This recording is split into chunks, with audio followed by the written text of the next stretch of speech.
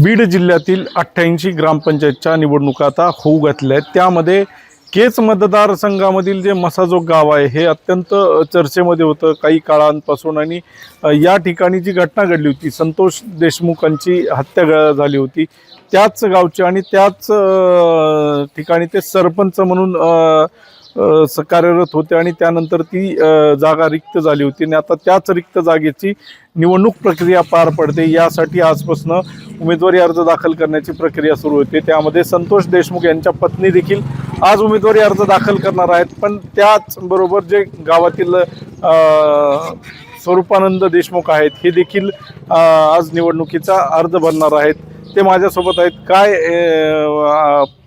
प्रक्रिया आहे, कशा पद्धतीने ही निवडणूक लढली जाणार आहे आणि ही निवडणूक बिनविरोध होणार आहे अशी देखील चर्चा ऐकायला मिळाली होती, पाहायला मिळाली होती।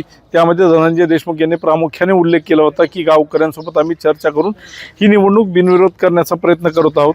काय सध्या परिस्थिती आहे, तुमच्या निवडणूक लागली आहे ग्रामपंचायतची आणि तुम्ही अर्ज दाखल करताय, पण या सगळ्यामध्ये बिनविरोध करण्याची जी चर्चा सुरू होती, स्वर्गीय संतोष अण्णा देशमुख यांच्या पत्नी उभा राहत आहेत, काय कसं पाहताय याकडे? ग्रामपंचायतची निवडणूक बिनविरोध जर करायची असेल, बिनविरोध म्हणजे त्याला कुणाचाही विरोध नसायला पाहिजे। मग ही बिनविरोधची बैठक बोलवत असताना गावातल्या प्रत्येक घटकाला तुम्ही त्यामध्ये समाविष्ट करणं गरजेचं आहे। मग तो कुठल्या जातीचा असेल, कुठल्या ह्याचा असेल ही नाही, मग तो किती मोठा आहे किती छोटा आहे ह्याला किंमत नाही। ज्याला घटनेनं मतदानाचा अधिकार दिला आहे त्या प्रत्येक माणसाला तुम्ही त्या बैठकीमध्ये बोलायला पाहिजे होतं। परंतु आमच्या गावातल्या ठराविक 20-25 लोकांनी मला एका ठिकाणी बोलून घेतलं, तेव्हा तुम्ही माघार घ्या। मी म्हणलं माझी इच्छा नाही, मी उमेदवारी अर्ज दाखल करणार आहे, मला हे इलेक्शन लढवायचं आहे। मग ते बाकीच्या बऱ्याच गोष्टी होत्या, चर्चा झाली। मग मी शेवट त्यांना विनंती केली की एक वेळेस मला चान्स द्या, मी बी ह्या गावचाच रहिवासी आहे, मी बी ह्या गावामध्ये 20 वर्षापासून काम करतोय, एक 18 महिन्यासाठी तुम्ही बी एक मोठं मन म्हणून पाऊल मागं घ्या आणि मला या ठिकाणी बिनविरोध निवडून देण्यासाठी प्रयत्न करा। त्यावेळेस त्यांनी ॲग्री झाले नाहीत, त्याच्यामुळे ही निवडणूक बिनविरोध होण्याचे मार्ग संपलेले आहेत आणि अशी संपूर्ण गावकऱ्याची कुठलीही बैठक झालेली नाही। अशी काय परिस्थिती आहे की जो मागचा काळ होता त्यामध्ये संपूर्ण गाव देशमुख कुटुंबियांच्या पाठीशी होतं, पण आज ऐन निवडणुकीमध्ये जर त्यांच्या पत्नी उभं राहत आहेत आणि त्यामध्ये ग्रामपंचायतमध्ये आता उमेदवारी अर्जासाठी त्यांना विरोध होतोय किंवा बिनविरोधसाठी विरोध होतोय, तुम्ही देखील उमेदवारी अर्ज दाखल करताय। मी आपल्या माध्यमातून या ठिकाणी एवढं सांगल, मी आज फक्त माझा उमेदवारी अर्ज दाखल करणार आहे। मी हे स्पष्ट करेल 18 तारखेला आमच्या ग्रामपंचायत चित्र स्पष्ट होईल, कोण माझ्यासमोर उभा आहे। त्यावेळेस मी प्रत्येक गोष्टीचा खुलासा आपल्यामार्फत समाजासमोर करणार आहे। 9 डिसेंबर 2024 पासून आज तागापर्यंत या गावात काय घडलं, कुणी काय काय केलं, कुणी काय झालं, ह्या सगळ्या गोष्टीचा मी या ठिकाणी खुलासा करणार आहे। परंतु आज ती वेळ नाही किंवा मी आज ती गोष्ट बोलणार नाही, कारण माझ्यासमोर कोण उभारणार नाही किंवा काय आहे नाही, त्यामुळं मी आज कोणावर आरोप करणार नाही। पण मी ज्यावेळेस बी समोर तुमच्या येईल त्यावेळेस मी सगळे पुरावे घेऊन तुमच्या समोर येईल। 18 तारखेला आमचे चिन्ह वाटप आहे, त्याच्यानंतर विड्रॉल, माघार, बैठक, नार हे काही होणार नाही। त्यावेळेस मी तुम्हाला विनंती करून इथं बोलवून घेऊन मी ही इलेक्शन का लागलं ह्याच्या सगळ्या गोष्टी मी समाजापुढं मांडणार आहे। आज निश्चित मला माहिती आहे समाज मला नाव ठेवणार आहे, पण समाजाला सुद्धा ज्यावेळेस मी माझी बाजू पूर्ण पटवून सांगणार आहे त्यावेळेस समाज तुला मान्य होईल किंवा ह्यांची सुद्धा बाजू काहीतरी बरी आहे। परंतु मी आज तुमची क्षमा मागतो की मी आज या ठिकाणी आपल्याला या गोष्टीचा ओहापोह करणार नाही। पण 18 तारखेला मी निश्चित एकदा चिन्ह म्हणजे आमची विड्रॉलची तारीख संपली की निश्चित म्हणजे मला चित्र स्पष्ट होईल की मसाजोग ग्रामपंचायत इलेक्शन कुठल्या स्टेजला आले। तुम्ही फॉर्म विड्रॉल करून बोलणार आहेत? नाही नाही नाही, फॉर्म मी विड्रॉल करणारच नाही। मी तुम्हाला जाहीर सांगतो, माझा मसाजोग ग्रामपंचायतच्या पोटनिवडणुकीसाठी स्वरूपानंद विश्वनाथराव देशमुख हा उमेदवार आहे, असणारच आहे।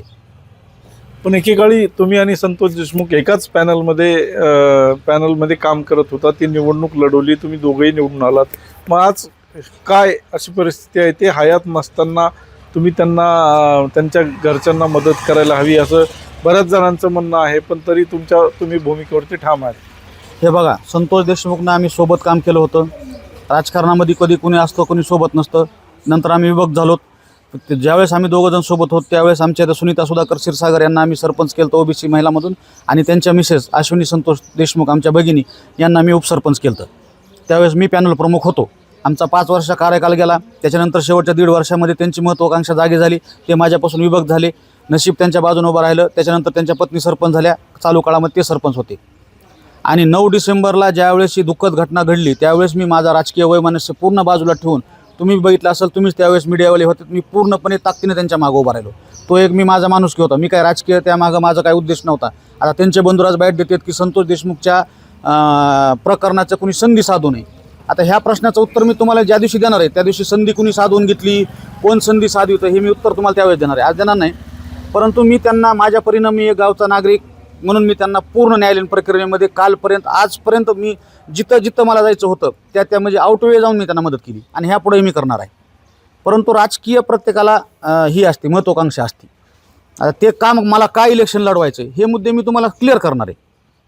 काय काय कारण आहे आणि काय मुद्दे आहेत? नाही, सांगतो मी तुम्हाला ते सांगितलं. विड्रॉलच्या दुसऱ्या दिवशी मी तुम्हाला प्रत्येक गोष्टीचा उहापोह देणार आहे. ते पूर्ण असं कागद पेपरसहित पुराव्यासहित देणार आहे, काय काय गोष्टी आहेत त्या. ठेवते स्वरूपानंद देशमुख ही निवडणूक आता मसाजोग ग्रामपंचायतची लढवणार आहेत आणि ग्रामपंचायत निवडणूक मसाजोगची ही आता बिनविरोध होणार नाही हे असं यांनी ठामपणे सांगितलं आहे. कारण की प्रत्येकाला हा अधिकार आहे आणि प्रत्येकाची इच्छा असते की आपण गावच्या राजकारणात यावं. मी इतक्या वर्षापासून काम करतो, मी त्यांचा सहकारी म्हणून देखील काम केलेलं आहे आणि आता मी हे राजकारण आहे यामध्ये मी माझा स्वतंत्र विचार करून मी हा उमेदवारी अर्ज दाखल केला आहे गावच्या विकासासाठी आणि हितासाठी. LS मराठीसाठी दीपक जाधव, बीड, मसाजोग.